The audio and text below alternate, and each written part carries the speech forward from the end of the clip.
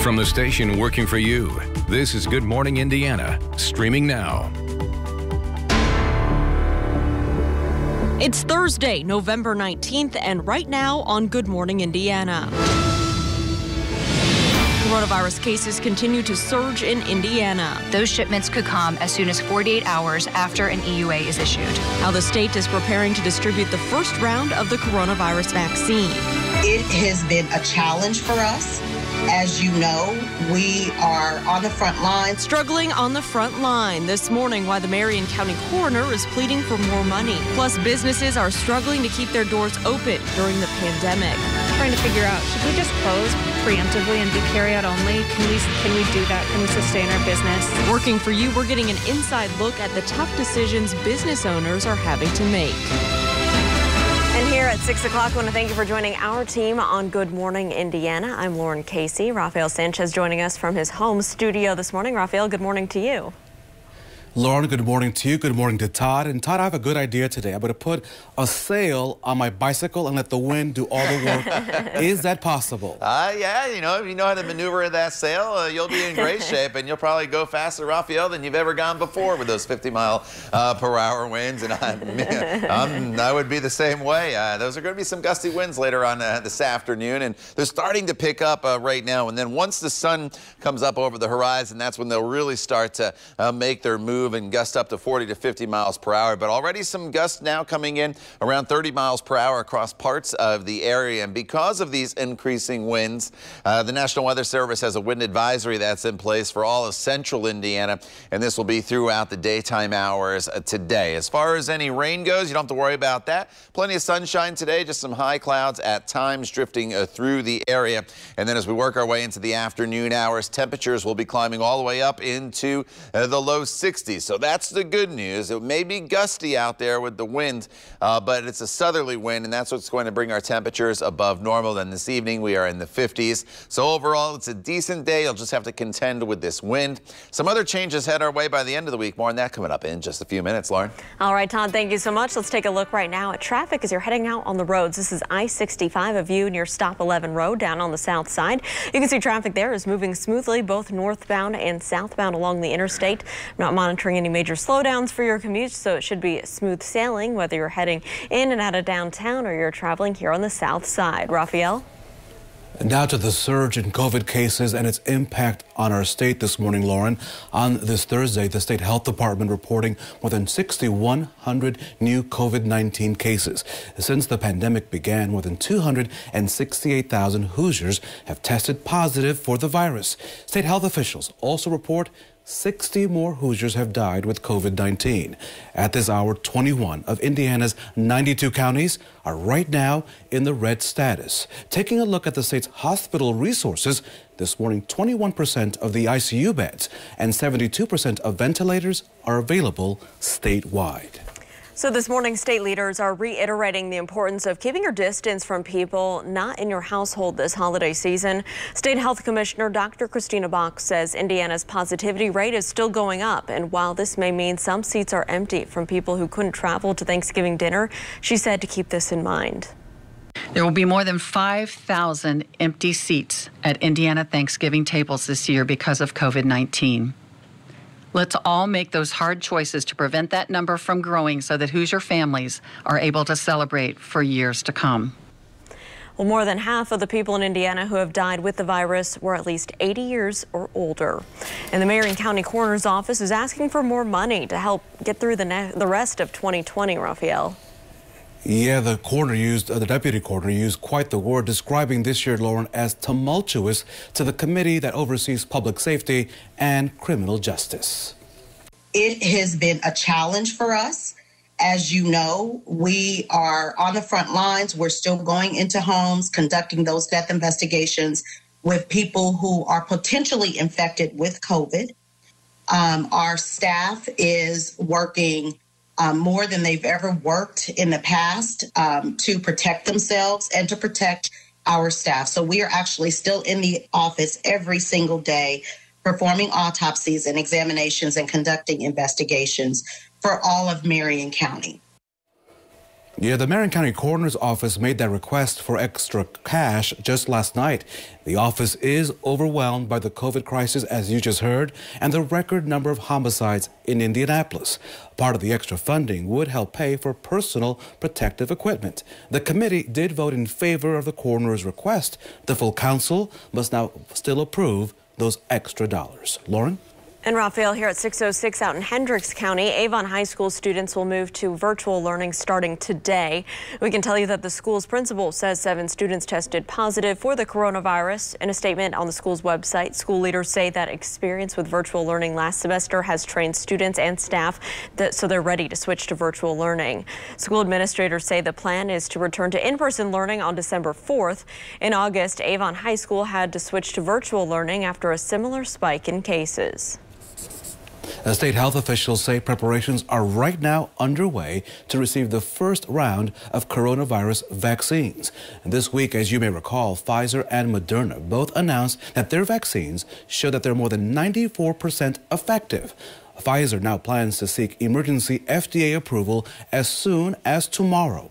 Now, Indiana's chief medical officer explains what goes into that emergency approval.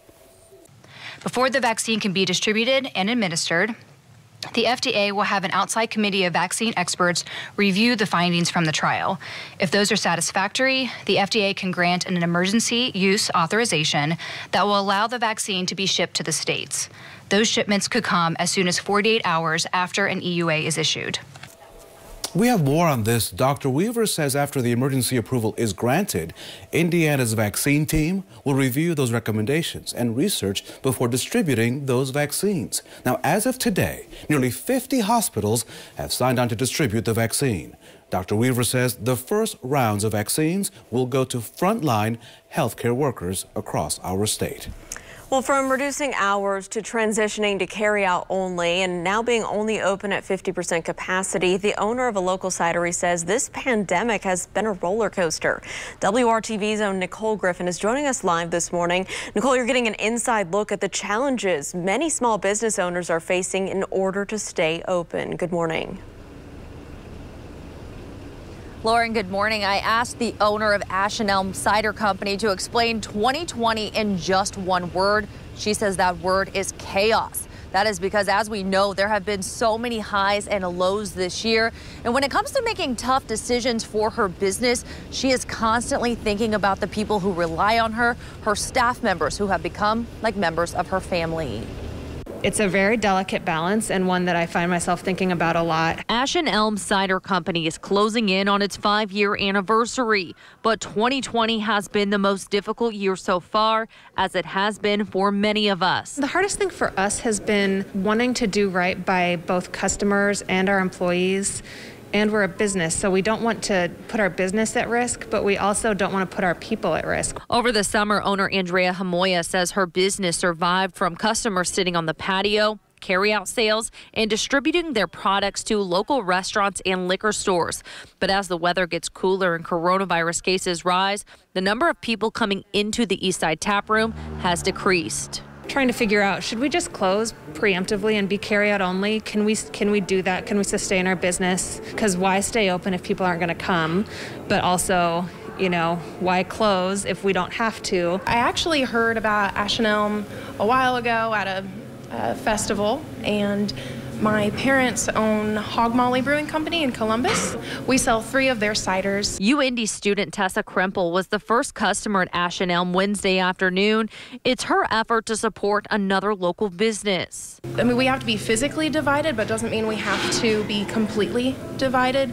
And by supporting each other, we say, hey, we're going to get through this together. Heading into the winter months, with January and February typically being the slowest of the year, Hamoya hopes to see more community support so she can keep her doors open and keep her staff employed through the holidays and into the new year. We want you to feel safe, and so we're trying to adapt as a business so that people can still support us without, you know, feeling uncomfortable about what they're doing.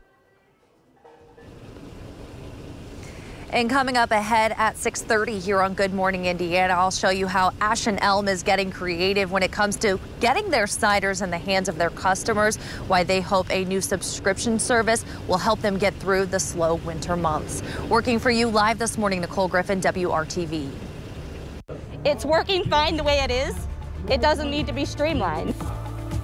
A Marion County proposal changing the process to help those in need now off the table.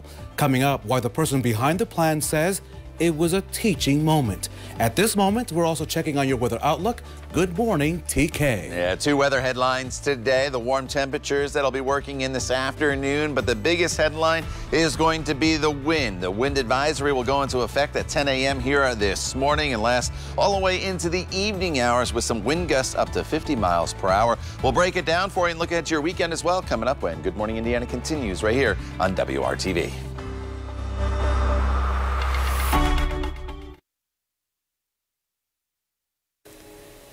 Good morning to Lebanon, Shelbyville, and Anderson. Here in Indianapolis, a proposal to change how groups distribute food and clothing to those in need is no longer on the table.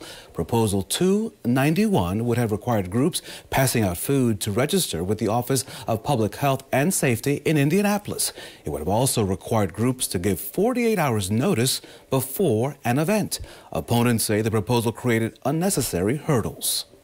In putting in this bureaucratic barrier makes it really intimidating for the average person to actually take action. What I see now is an opportunity for education, right? It was a learning opportunity. I'm not trying to harm anybody. I'm not trying to do anything negative.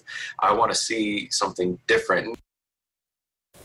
Councilor Hart says he put the proposal forward to make sure those in need had access to all the resources Indianapolis has to offer. Well, this morning, the Indiana Attorney General's office is urging you to apply for a chunk of the state settlement Indiana won for the massive Equifax data breach. The Equifax data breach happened back in 2017 and resulted in countless Hoosiers becoming victims of identity theft. Many states sued Equifax over the breach, and Indiana won the largest settlement, $19.5 million. The last day for Hoosiers to file claims is December 16th, but Attorney General Curtis Hill says that Hoosiers should file their claims as soon as possible.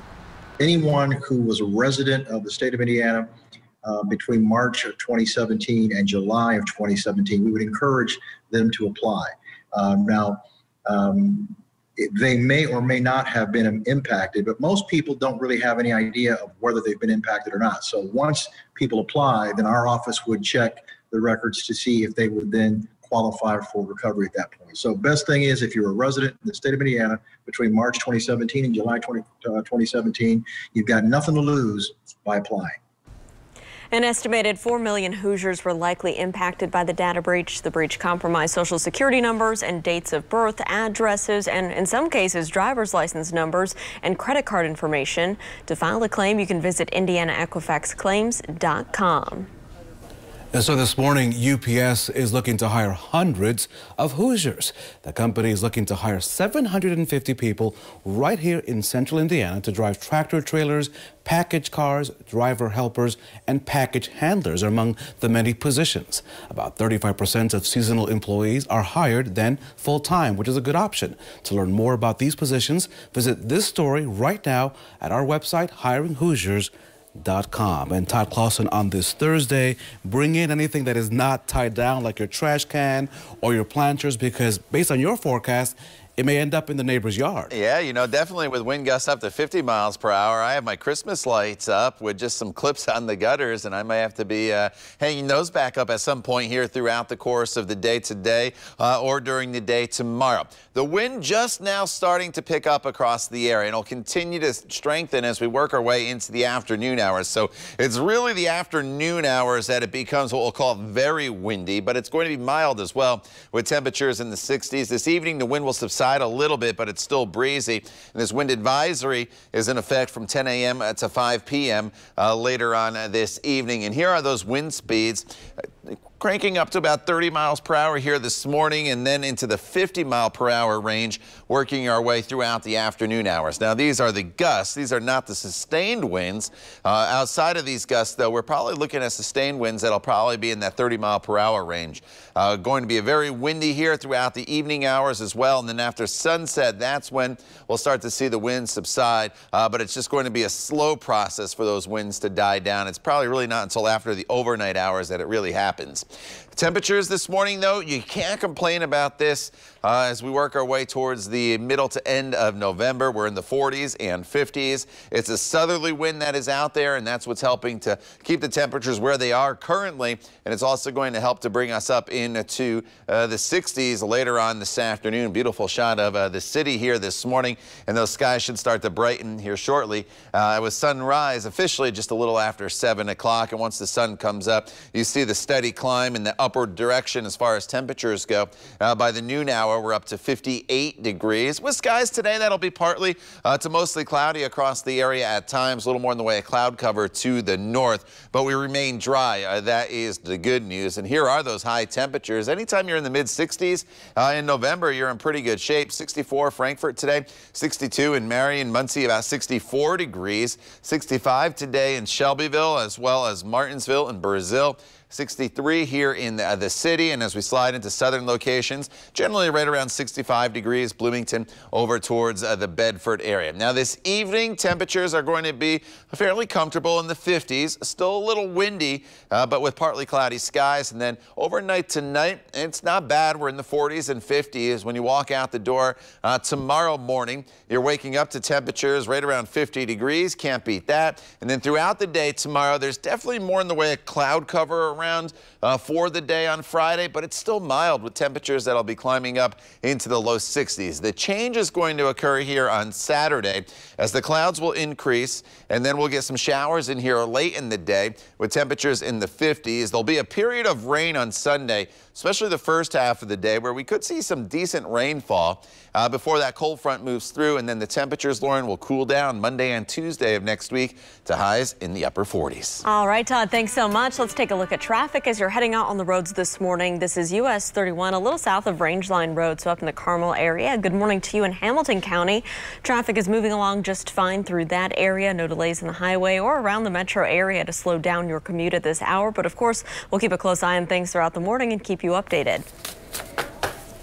One of the big non-racing events of the year at the Indianapolis Motor Speedway is the huge end-of-the-season merchandise sale. It will take place this week, just not in person. Of course, let's blame that on the pandemic, of course. This is what it usually would look like. People crowding the top floor of the media center in search of a great deal on those t-shirts, those hats, those die-cast collectibles, and much more. This year, the sale will be online only Friday and Saturday at shop.ims.com. So good luck with those deals. This sale features the lowest prices of the season. For example, you'll find hats and t-shirts for just, wow, what, $3 to $5? That's great. And novelties starting at 25 cents. A great way to get a gift for the race fan on your Christmas list. I got to read that script one more time. I love a deal. Anything for $3 to $5, Lauren? What do you want? It's been nearly a decade since a new gaming system hit the market until now. Coming up, why you may have a tough time finding the new Xbox or that PlayStation. And get ready, music fans, because Good Morning America has 3 words for you this morning. Garth Brooks Live. Coming up, the country music legend is spilling his secrets on 2 new albums dropping this week. Speaking of Christmas gifts, Raphael, good morning to our friends in Newcastle, Nineveh, and Noblesville. The time right now is 6:21, and you're watching Good Morning Indiana right here on WRTV.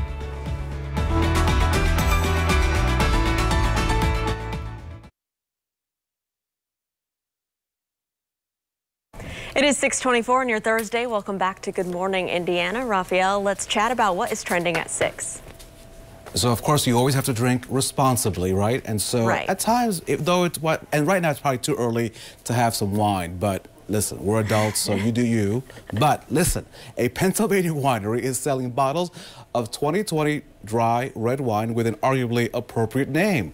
We can't say the name on television, but take a look at the label. Now, I'm curious because I haven't seen this story yet. I'm on an 8-second delay. Let's see what it says. I can't read it yet, but the wine is a blend of high-quality Cabernet and Merlot from the state of Washington, and it has been aged in American oak barrels. I still can't see the name, but nonetheless, they say it's actually a really good blend. The price isn't too bad either, at just $20 a bottle. If it's that bad, don't tell me, but I'll look at it later online. Oh yeah, it's not too bad, Raphael. We'll let you look at it. Oh, I see it now. You see it? Yeah, don't say that on television. I won't don't say do that. it. Yeah. But that's pretty funny. Don't do it. Very appropriate. Yeah. So, okay, this father is a cut above the rest. Jonathan Tynes is into really cool designs. It's what he does at his print shop.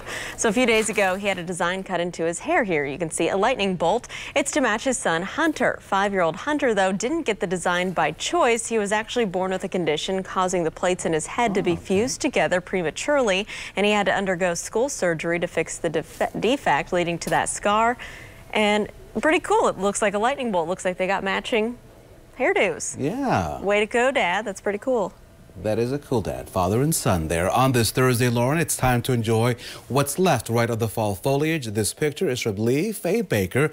This was taken at Shades State Park, where they saw a couple of eagles overhead in this area. What a beautiful view. I'm sure that by now many of those leaves are far gone, but nonetheless, we still have to enjoy the seasonal change right here in central Indiana. Todd Clausen, good morning to you. Absolutely, Raphael. Good morning. Today's going to be a mild day to get out to maybe enjoy some nature or walk through your neighborhood. Just know it's going to get pretty windy across the area. And that's the flaw in the forecast for the day today. Wind gust already up in that 25 to 35 mile per hour range, and they will continue to increase, especially once the sun comes up. That's when these winds will really start to kick in throughout the afternoon hours, and a wind advisory will be in place. But here's the trade-off. It's a southerly wind, and that's taking our temperatures today all the way up into the low to mid 60s across the area. That's going to put some areas about 15 degrees above normal. So it's mild, but it's going to be very windy here throughout much of the day. Lauren. All right, Todd, thank you. Well, it's been nearly a decade since video game lovers had a new system to flex their skills on. Working for you, John Matarese explains why 2 just launched, and they're hard to come by. It's been 7 years since gamers had a new version of the Xbox or PlayStation. This holiday season, you get new versions of both. The problem is finding them. Is that Nintendo Wii a bit long in the tooth? Still have an Xbox 360? Never mind the Xbox One? Well, now is the time to plan to upgrade to Microsoft's new Xbox Series X and Sony's new PS5. But don't expect to walk into Best Buy and find any. The new consoles that launched last week sold out instantly. CNET says inventory will be tight until spring, just like the COVID vaccine. The PS5 is selling for as much as $1,600 on eBay, far above its $499 list price. Ditto for the Xbox Series X, with sellers asking $800 to well over $1,000.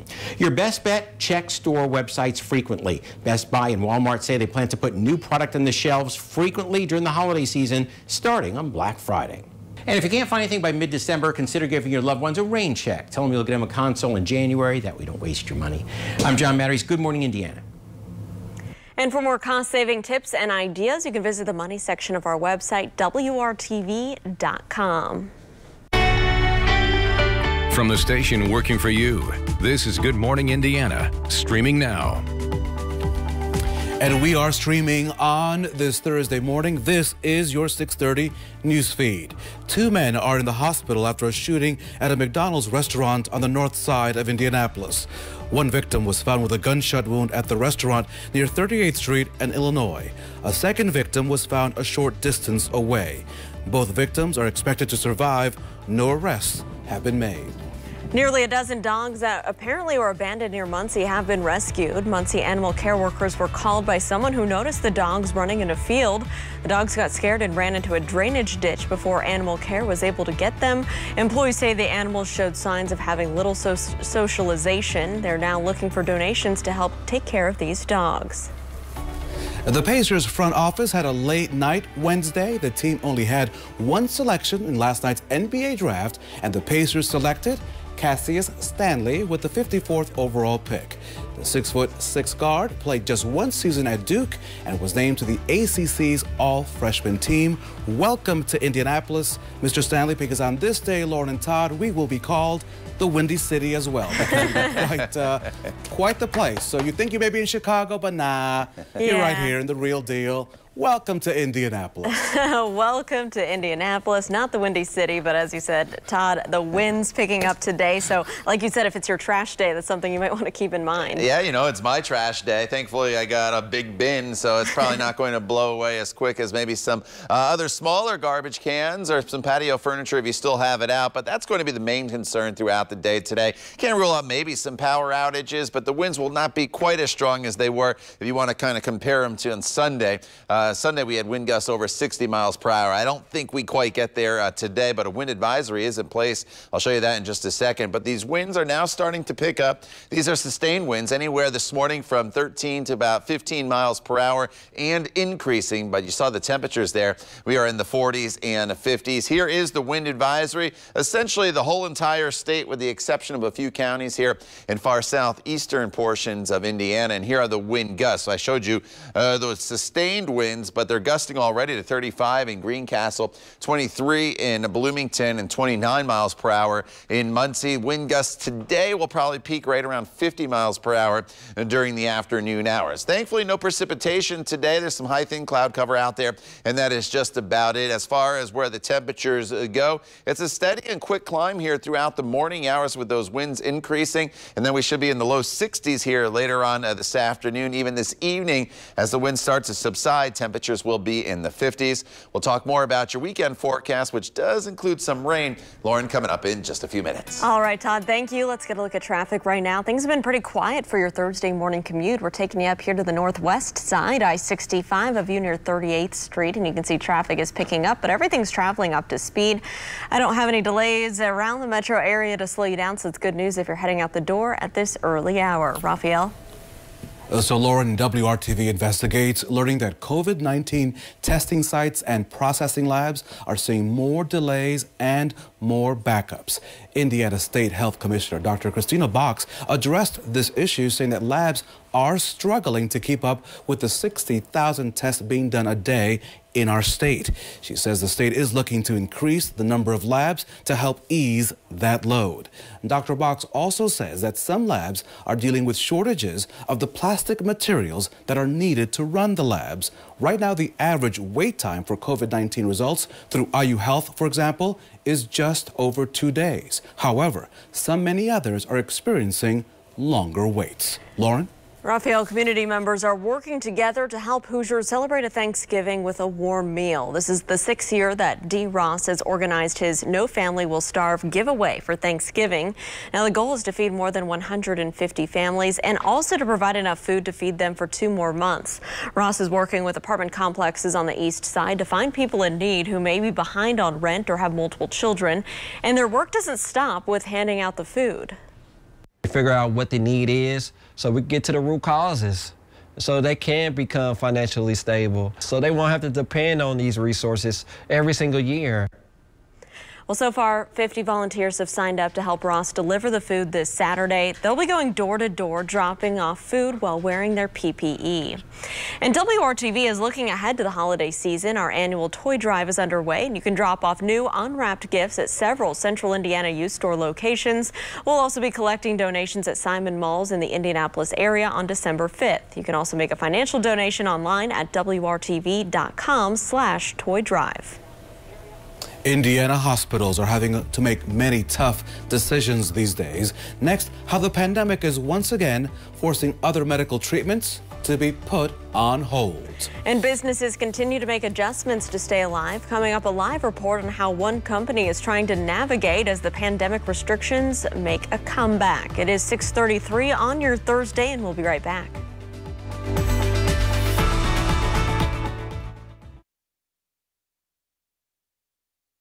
It is 6:36 on your Thursday. Welcome back. The number of people being treated in Indiana hospitals for COVID-19 continues to set records virtually every day now. The latest record from the state health department shows the numbers continuing to surge here and now topping 3,000 patients statewide for the first time since the pandemic began. And the state health department is warning that Indiana could face months of surging COVID-19 cases. So the problems at hospitals, Raphael, likely to even get worse. Yeah, they're taking action right now. Some hospital executives, Lauren, are now saying that they're postponing outpatient services, surgeries, and screening so they can restaff their people to handle the increase that is happening right now in COVID patients. Because we've had to redeploy caregivers to inpatient and critical care units, other areas such as surgery, endoscopy, our physician practices have to delay patient care, which is never in the best interest of our patients.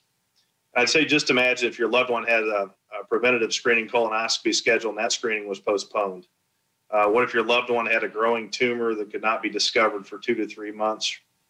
Or imagine if your wife, your mother, your grandmother, or your daughter had to wait to see their physician to discuss a lump found in her breast. These challenges are real and are happening every day. This is a serious matter. State health officials also talked about getting ready for COVID-19 vaccines once they become available. The state says 50 hospitals are currently ready to distribute the vaccine. But before the vaccine is given, a vaccine team will review the research to make sure it is safe. At this point, the vaccine will likely not be available for children.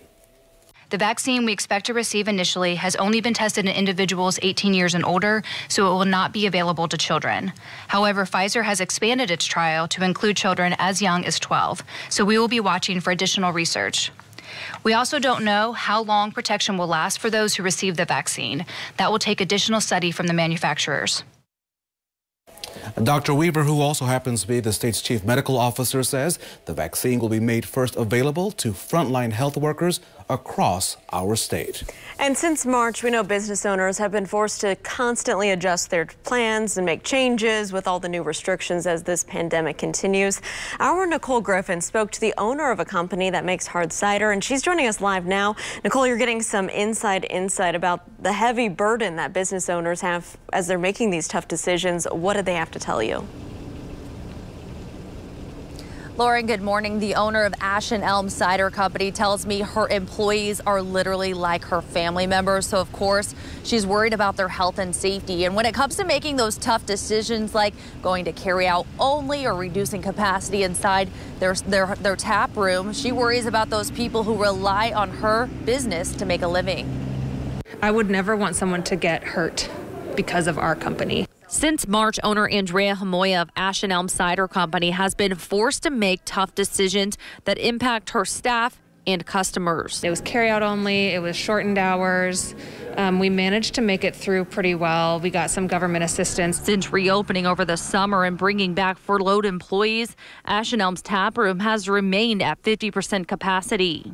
Because we haven't felt comfortable with it. Our staff hasn't felt comfortable. Like, honestly, we just worry more about our employees. You know, we care a lot about them. We've become a family over the last 5 years. Carry-out sales and customers sitting on the patio have helped, but now with the weather cooling down and COVID-19 cases increasing, sales are down. You know, with people not coming in to eat as much, and I don't blame them. I don't feel comfortable going into a restaurant and eating at the moment either.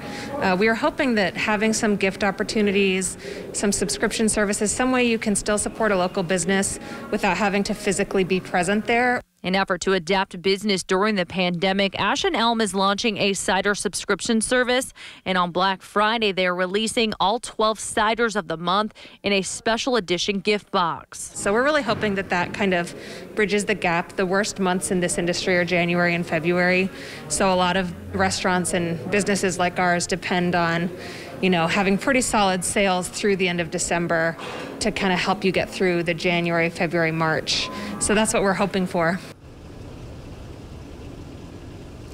And the owner of Ash and Elm tells me with those sales decreasing in the tap room, she is seriously considering going back to carry out only, but she is hopeful with new releases in the coming weeks, they will be able to stay open and make it through the holidays. Working for you live this morning, Nicole Griffin, WRTV.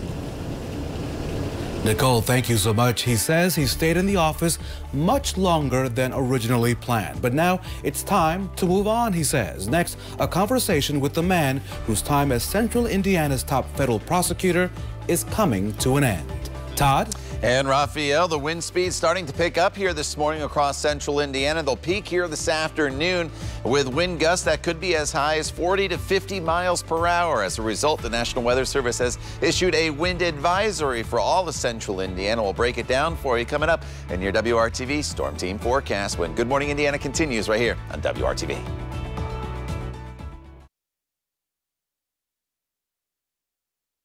It is 6:44. Only on WRTV, the top federal prosecutor in Indy will soon be leaving his post. Raphael. And of course, Lauren, that was breaking news yesterday, but today Josh Schminkler, only on WRTV, talks about how Hoosiers are safer, how his hometown of Muncie is less corrupt, and what's needed to reduce violent crime. What has been the accomplishment of your team?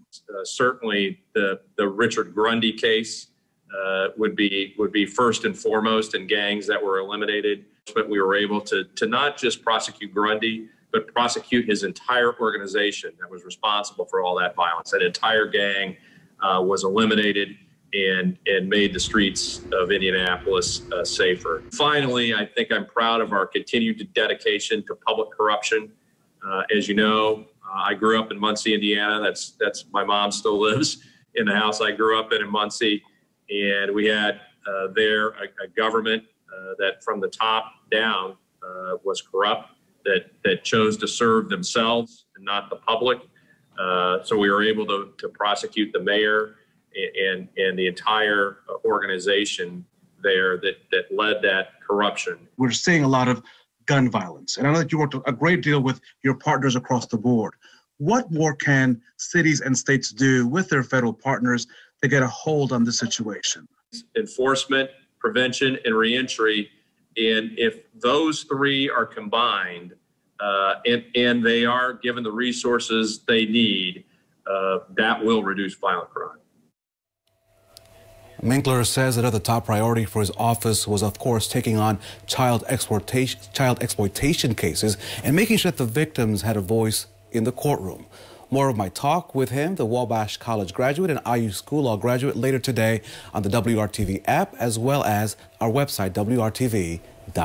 Lauren? Raphael, thank you. And an annual Thanksgiving race, we can tell you it's still on this year, still in person. Organizers of the Drumstick Dash say they've taken proper precautions to hold a safe race. They had to submit a risk mitigation plan to the local health department. The race typically registers about 20,000 people a year. This year it will be reduced to 20% capacity, with 3,000 people allowed to run at a time at 2 different start times. People can also start whenever they want to avoid the crowds, and there won't be any water stations. Organizers say it's important to continue this event because it is a big fundraiser for Wheeler Mission. It's more critical this year to have this event because it does raise critical funds for those experiencing homelessness. And our numbers are real. We're seeing high numbers already early in the season. So if you don't feel comfortable running with crowds, there's a virtual option also available to you. And we have all the information on how you can sign up right now by going to the WRTV mobile app. And Todd, you'll either be running during this or maybe virtually, depending on if you're here or not, but a great event. You know, and it's a terrific event. What Steve didn't say there, and, you know, he probably would tell you, that's the biggest fundraiser for the Wheeler Mission here in central Indiana throughout the entire year. So if you're a little worried about running with that many people, I'd still encourage you to support them, buy a race packet, and just do that race virtually on your own. Run through your neighborhood on Thanksgiving morning, and then you're still supporting the great cause and the great work that they do here in central Indiana for all the homeless. There's a wind advisory today, so if you're running, I encourage you to run with the wind instead of against it, unless you want a better workout. And the wind's really going to start to kick up here as we go throughout the course of the afternoon hours. That's when we're going to see wind gusts that could be up in that 50-mile-per-hour range, but it's out of the south. And that's the difference. If you remember back to Sunday, we had wind gusts that were even stronger, but it was that cold northwesterly wind that put wind chills down in the 20s. Today, the temperatures are going to get up into the 60s because of the southerly wind. So yes, it's an inconvenience with the wind, and it's going to be gusty, and there may be some minor power outages here, maybe some small little limbs that come down, but otherwise it's more of an inconvenience than anything. We're in the 40s and 50s for the most part this morning.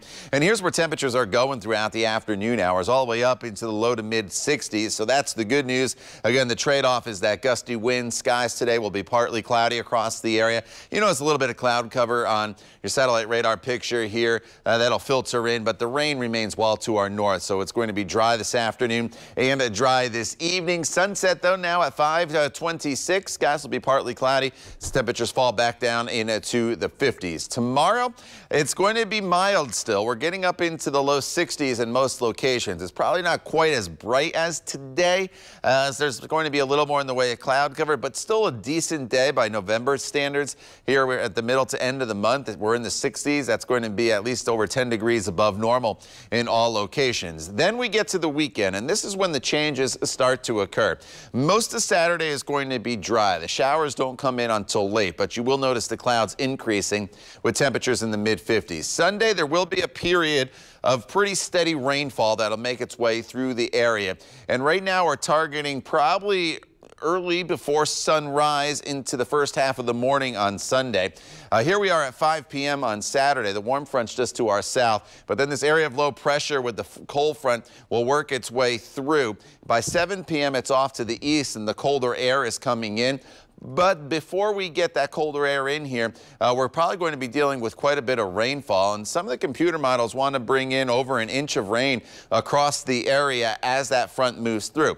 It's going to be probably a pretty steady rainfall on Sunday. If you're thinking about heading off to church in the morning or maybe to brunch, just kind of plan on rain to start the day. It does get a little bit better as the day goes on. On Monday, 47 degrees with mostly sunny skies, and then it remains 47 on Tuesday as more showers enter the forecast.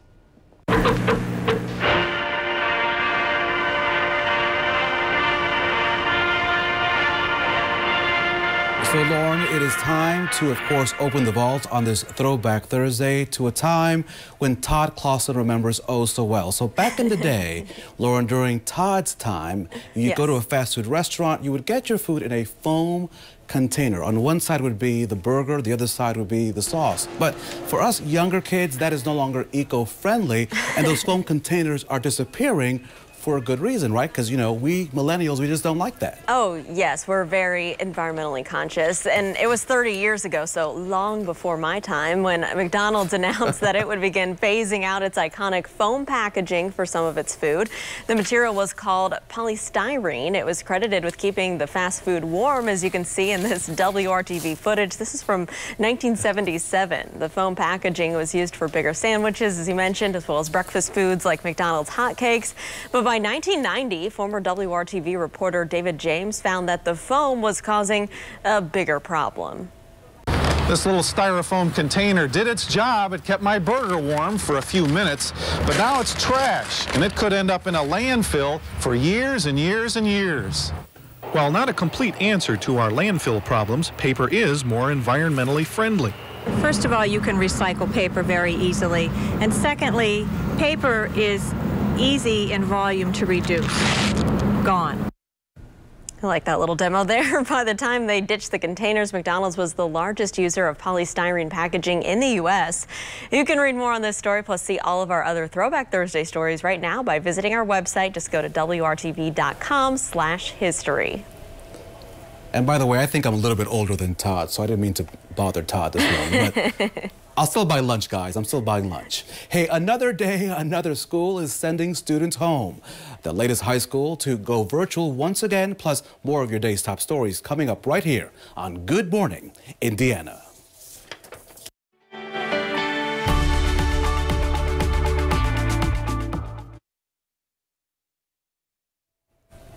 Welcome back. It is 6:55 on Good Morning Indiana. Todd Clausen, I have a check of our windy forecast coming right up. But first, Raphael, let's take a look at our top stories on this Thursday. Let me take you west of Indianapolis, where Avon High School students will move to virtual learning starting today. The school's principal says 7 students tested positive for COVID-19. The school also says it's seeing high numbers of staff and student quarantines. As of now, the plan is to return to in-person learning on December the 4th. A proposal to change how groups distribute food and clothes to those who are facing hard times in Indianapolis is no longer on the table. Proposal 291 was voted down by a committee of the City County Council. It would have required groups passing out food to register with the Office of Public Health and Safety. It would have also required groups to give 48 hours notice before an event. The Indiana Attorney General's office says you can now apply for a chunk of a state settlement in the massive Equifax data breach. The data breach happened back in 2017 and resulted in countless Hoosiers becoming victims of identity theft. Indiana was one of several states who sued Equifax. The last day to file those claims is December the 16th.